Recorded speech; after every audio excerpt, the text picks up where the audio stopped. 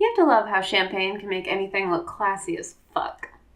Here I am, drinking $6 champagne out of a $1 Goodwill glass in literally the doorway of my bedroom in the leggings that my mom bought me in high school and my cheap LED strip tacked on with 3M products because I don't think I'm going to be staying here long enough to actually remove the backing and attach it to the door.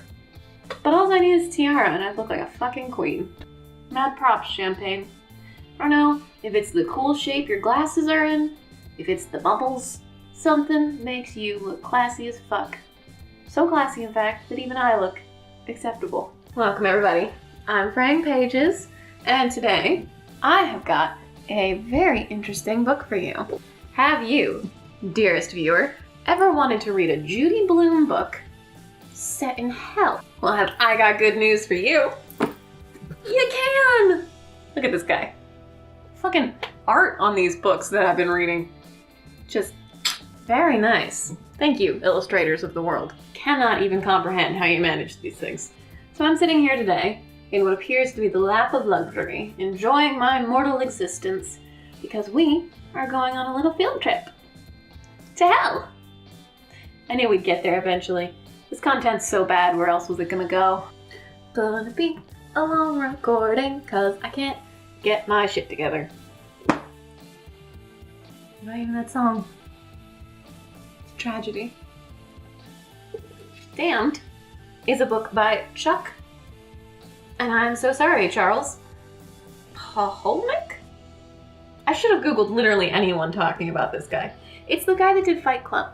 This lovely, well-polished man. Were you expecting that? Because I was expecting like a pro wrestler. Or like, yeah, maybe he looks like this, but like throw some band-aids on there. Black eye, broken nose.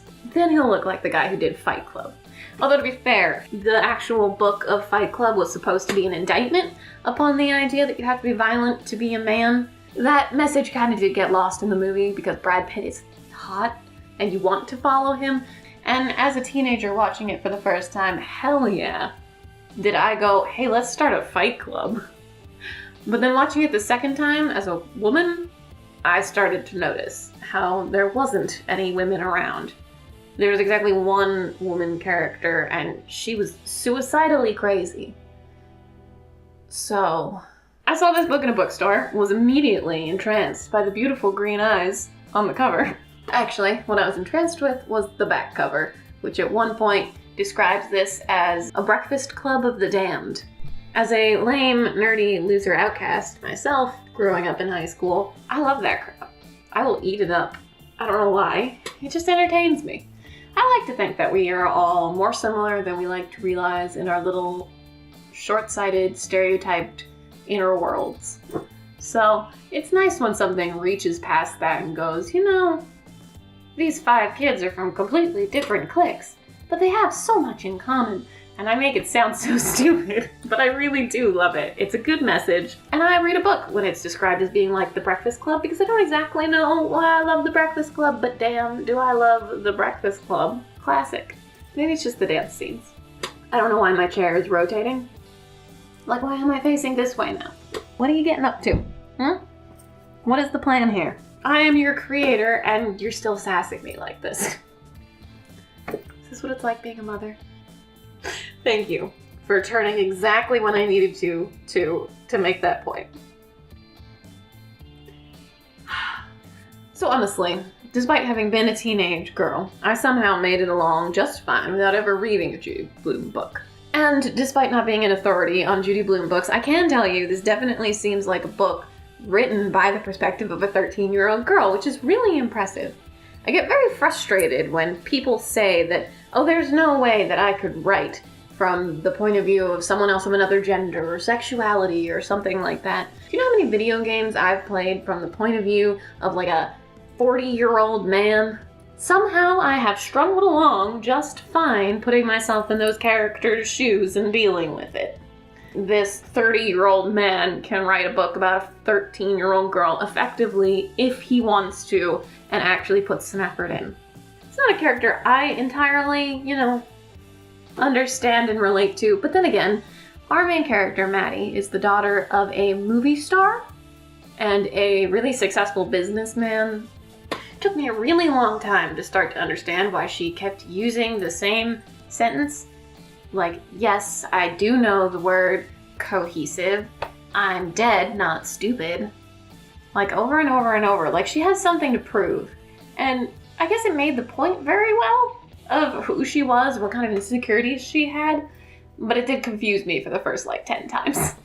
It's a very strange lifestyle she grew up in. Her mom spends a bunch of time on her computer just watching the various mansions through security cameras and locking doors, changing the temperatures, scaring the maids. It's a very privileged, high society life that not a lot of people can truly relate to, and yet this character does have a lot of down-to-earth, universal thoughts.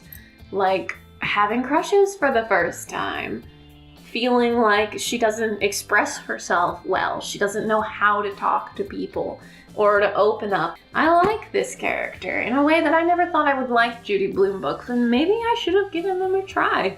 But even if you were never a 13-year-old girl and you're not interested in being a 13-year-old girl or thinking like a 13-year-old girl, it's still a very impressive book just for the sheer descriptions of hell alone.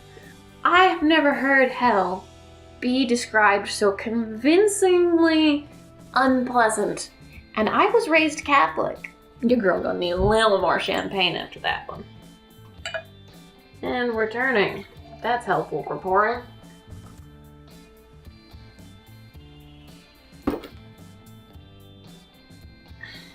Gods of champagne, grant me patience. Oof. See, I love doing these Buzz book reviews because it lets me ask these crazy fun questions like, what is the worst place you can imagine spending eternity in? Because let me tell you, Chucky Boy has a bit of an imagination. I have never heard anything as unpleasant as a description of hell as what he puts forth in this book. And it's extremely detailed and vivid, which is just the perfect elements of world building. See, our version of hell that Maddie and her little breakfast club of random ragtag misfit teenagers are trapped in is beautifully dotted by landscapes like shit waterfall, and I do mean literally, the swamp of late-term abortions. Yay. I swear, this whole thing is like a Cards Against Humanity game that someone just pulled some goddamn white cards out of and threw together. Basically, this 13-year-old girl wakes up in hell, having lived this privileged life of unhappiness, and she goes on a little adventure and decides to take control of things because she's dead, so what has she got to lose? And here's where I'm going to say a few quick spoilers, just so I can explain my point a little better. So if you don't want to know, which I would recommend, because I do recommend reading the novel, I'm going to leave the word spoiler on screen right here, if you need it. That way you'll know where to skip to. But our baby girl, Madison, who is mostly shy and quiet, she had been starting to find herself, and now she's really kind of accelerating the process. She goes on a literal war path at one point. She just gets tired and pissed off, and so the rebel in their little group with the blue mohawk, Archer, takes her on a journey where she encounters Hitler and rips off his goddamn mustache like a hero.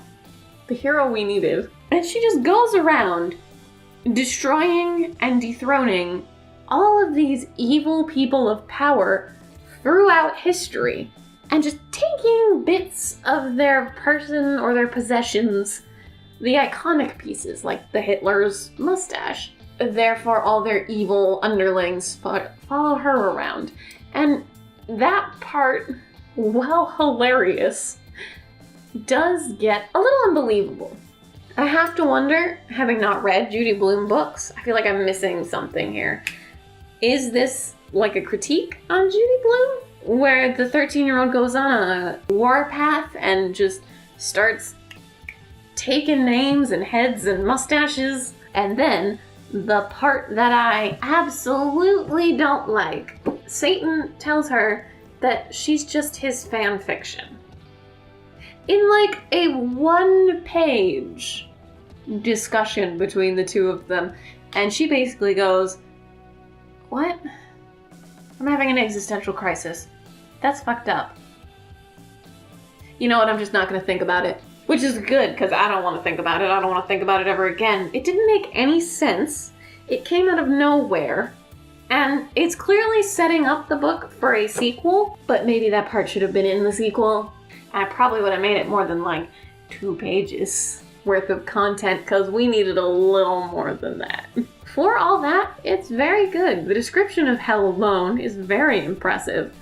We spend some time learning about the bureaucracy of hell after we get through some cages and demons and, you know, regular stuff. And we learn that there are 2 jobs in hell that a person can have. One is, of course, being a cam girl or cam boy, and you could be a telemarketer whose phone magically always dials your number if you're sitting down to dinner. Which is fun. I don't know when this was written. 2011. Whoops. I thought this was a lot more recent than it is. Okay, so people don't really have that happen nearly as often anymore. This is definitely a 2000s complaint. But our girl gets a little self-confident with her new job as a telemarketer, talking to people, convincing them, interestingly, that, you know, the afterlife isn't that bad. Oh, and as a tip, bring some candy, because it's a candy-based economy, and you better wear some practical shoes when you die. It's definitely a power trip fantasy from a 13-year-old girl. And I love that this dude wrote that. I mean, honest to God, as much as they describe it as the Judy Blume book from hell, it might be that Chuck E. Cheese over here has a 13-year-old daughter and was reading her some Judy Blume books and just got mad. And satired the hell out of them. Which is not how you use the word satire, but you knew what I meant. Because honestly, I gotta give this one like a... I don't know, I've been debating between like a 4 and a 6. We're gonna go with a 5 just to be safe.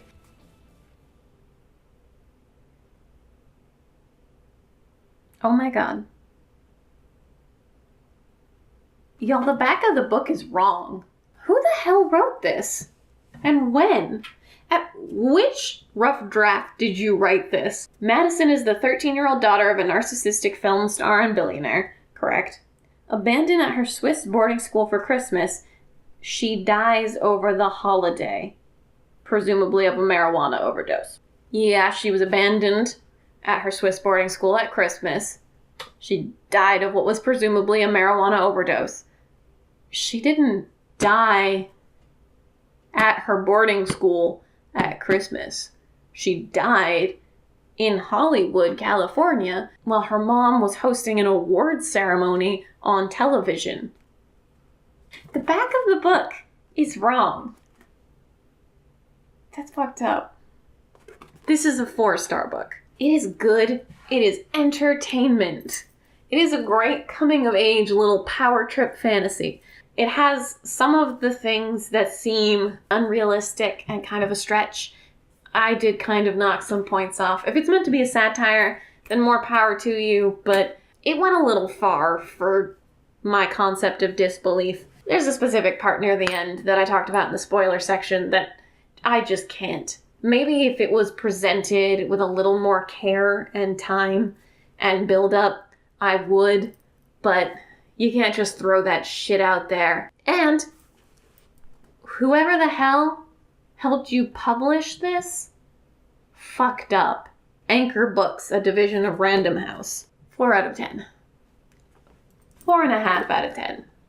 I don't want to knock the author too hard for the issues on the back of the book, but I was already thinking that this is a good author, and I happened to pick up not his best work. The technical aspects are absolutely all there. He writes in interesting ways that I may never accomplish, but the plot is a hot mess. The setting is amazing. I was along for the ride, and it was a fun ride, but I truly believe this author can do way better things. 4.5 out of 10.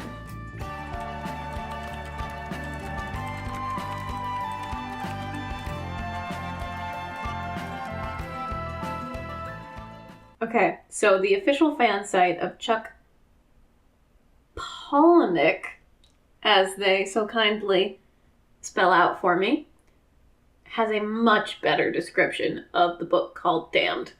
And I'm going to put that at the top of the comments section, because it's much, much more convincing.